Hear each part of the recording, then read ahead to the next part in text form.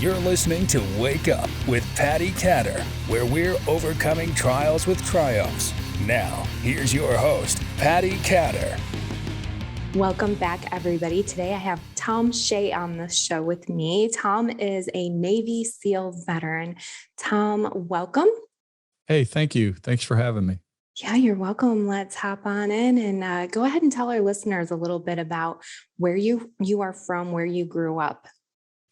Well, I'm Thom Shea. I'm a retired Navy SEAL. I was in for 23 years, and I grew up in probably the greatest time in U.S. history in the 80s in a small town in southern Indiana where we could do anything we wanted to do as long as, there was no money, but we could do anything. And it really made a huge impact on me as a human being to have all that kind of wide range of options and retired SEAL.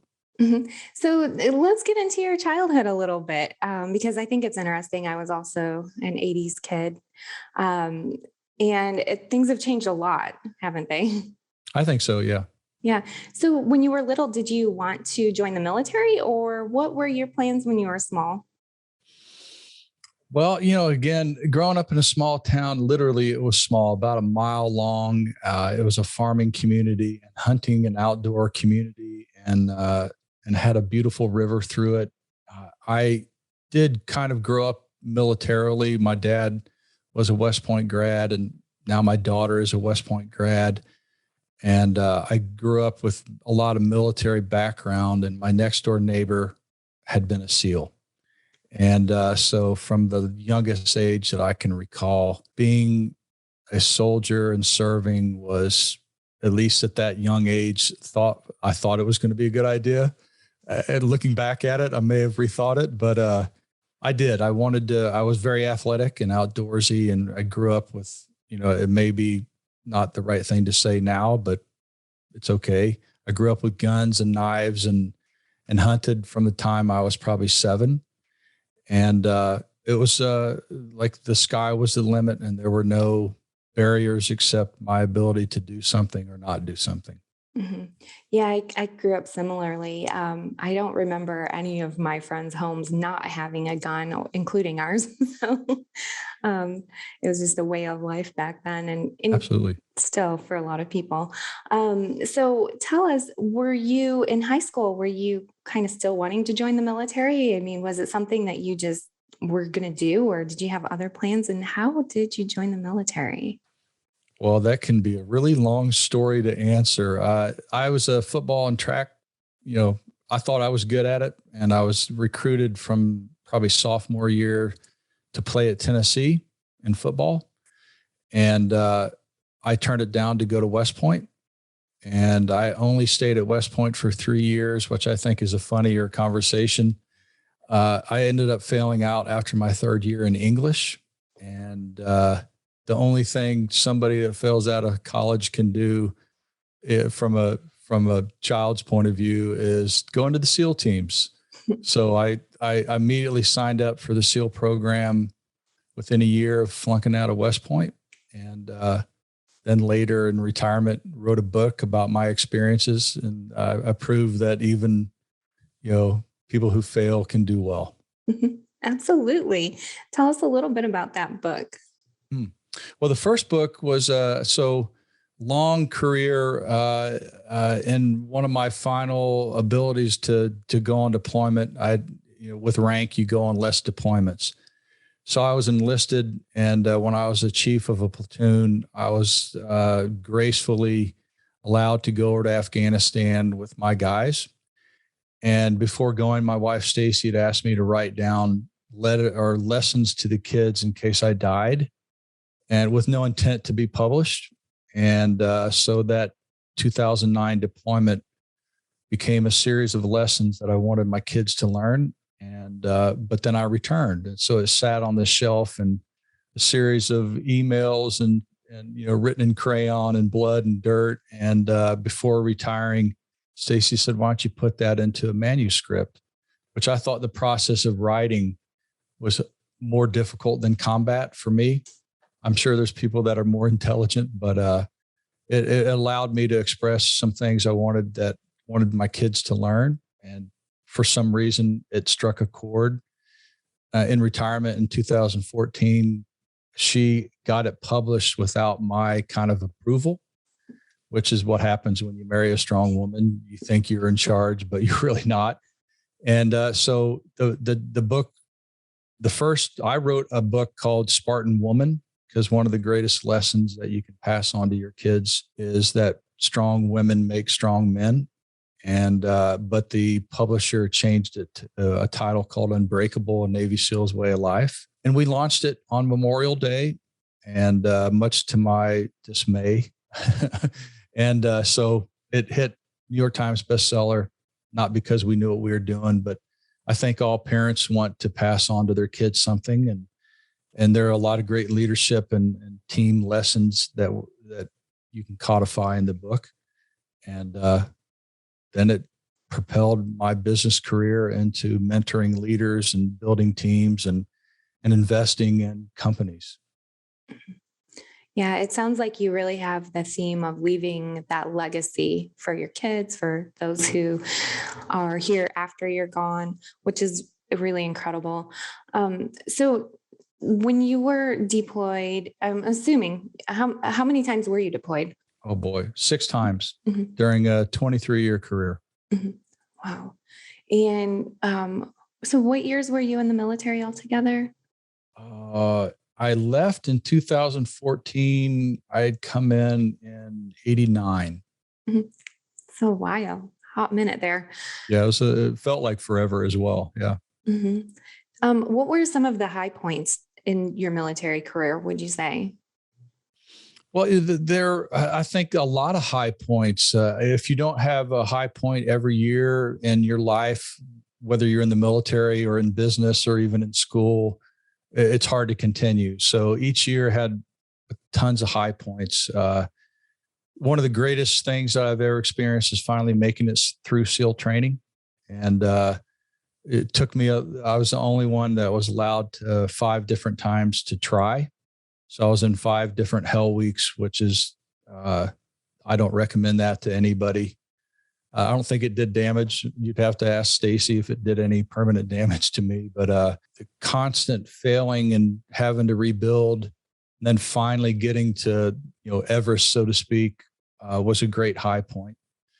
And then to be in charge of a SEAL platoon, I think was the second hell point or great point. The third one that was also very interesting was being an instructor in SEAL training and teaching guys to be better at things that are not easy to be better at. What a really great story of resilience too, because some people, once they fail once and then especially twice, I mean, a lot of them just throw in the towel. But that just goes to show you just keep going, you keep persevering. And I would assume too, the Navy would look for people who continue to try over and over. What would you tell those who are trying to get into becoming a Navy SEAL? It's not that easy, and you just can't say, I'm going to be a Navy SEAL, right?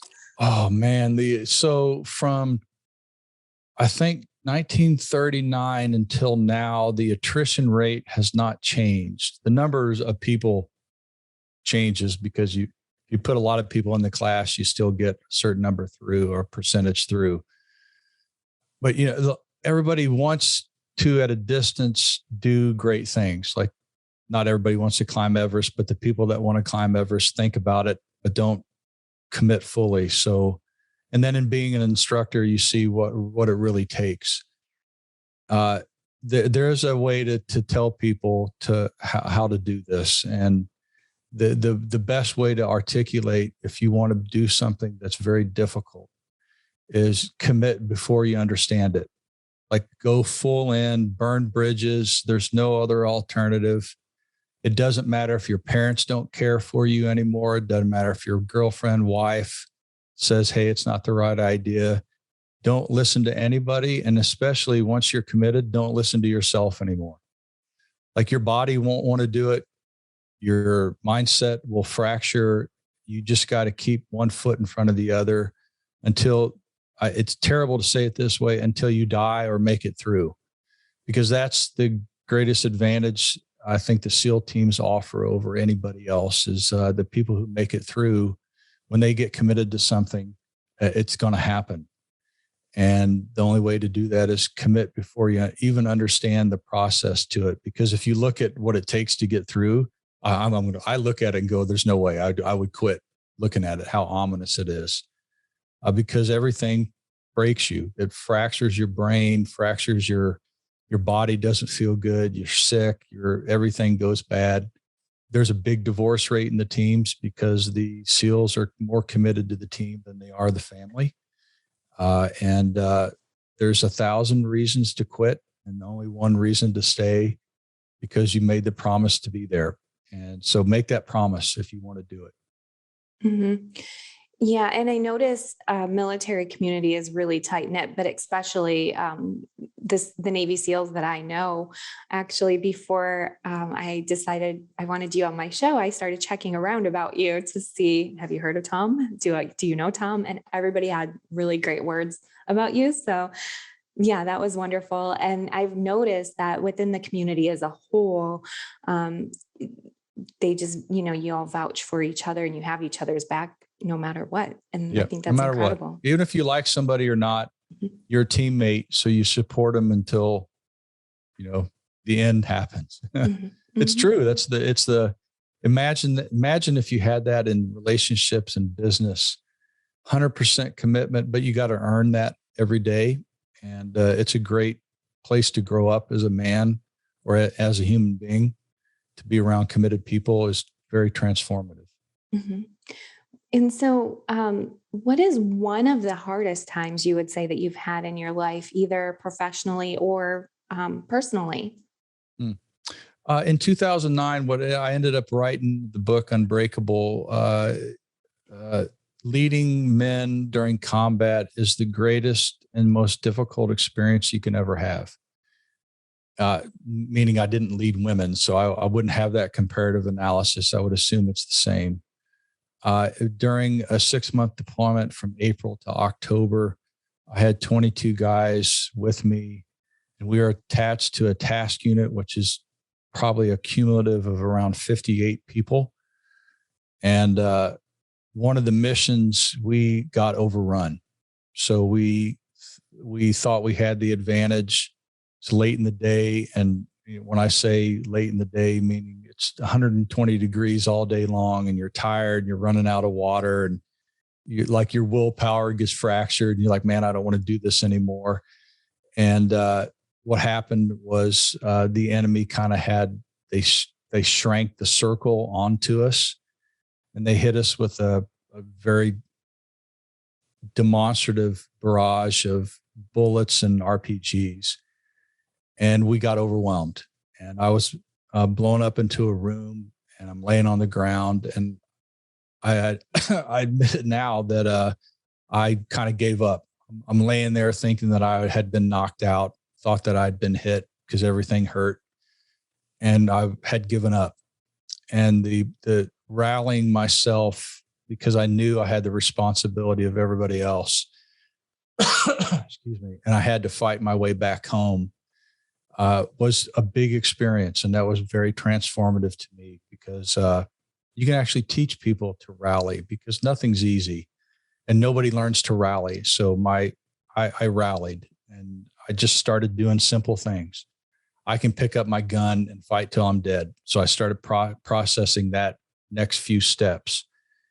And by the grace of God, it all worked out, meaning we fought for about 45 minutes and then we were out of ammo. And I called in a jet to support us and had him drop bombs on our location and ended up, we thought because we were out of ammo, we don't want to be captured. So we're like, hey, you might want to just drop on us because we're not going to be able to fight. And at that point, we were outnumbered 36-8, and there were only 8 of us in this position. And that whole process of all your 5 senses really snapping and fighting for each other and making it through was the most transformative experience that I'd ever had. And probably will never have something close to that again. And hopefully that made sense in the book. it's very not difficult to talk to, but it's difficult to make sense of, is when you're at your lowest, there's always something more. And that's what they teach in the SEAL training, is no matter how difficult it is, there's 2 more steps that you can make. Even though you may die on the 3rd step, keep making steps and keep processing simple things. And that became the cornerstone of what I think success is. Mm-hmm. Wow. What are you doing now? I know you're promoting your books. It seems like you have kind of a lot going on. Well, I wrote a second book called 3 Simple Things. And I think it's 2 years old now. We launched it at the beginning of COVID, and then the world changed. So we were used to change, just not at the beginning of a launch. And so when I retired, I didn't know what I was going to do. So Unbreakable kind of pushed us into the public space. And I'm very interested in the impact that leaders have on everybody. Even though a leader that you've never met has impacted you, and people don't understand that, the ability to lead yourself, lead businesses, lead your family is a teachable skill set and has profound impact on hundreds and thousands of people. So all I do now, not all, but one of the big pillars of what I do now is I consult and help leaders to be better human beings and better leaders, and have a business now that we have 4 other instructors that help teach a curriculum that I designed. And we teach probably 1 seminar every 2 months. Mm-hmm. That's amazing. Where can people find you on social media? Well, on Instagram, I'm Unbreakable Leadership.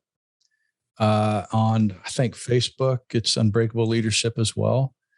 And our website is unbreakableleadership.com.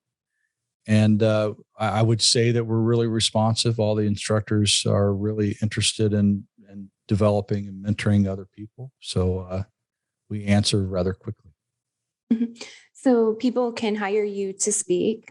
They can take your training. And where can they buy your books? Well, the book is on, I think the best platform to buy it is Amazon, because everybody knows of Amazon. So Unbreakable, A Navy SEAL's Way of Life, is probably 9 years old now. Can't even believe that. And then 3 Simple Things, Leading During Chaos, is also on Amazon. And I have seen the impact that it has on people. It's great. Mm-hmm. Mm-hmm. Awesome.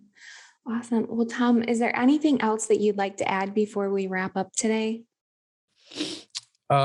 Imagine if you, like what we were talking about, imagine if your life was built on not quitting, like being committed and not quitting. What would be possible for you if you learn not to quit on anything?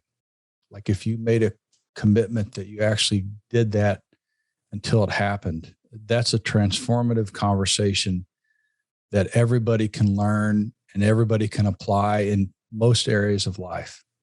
And that answering that question is what we do.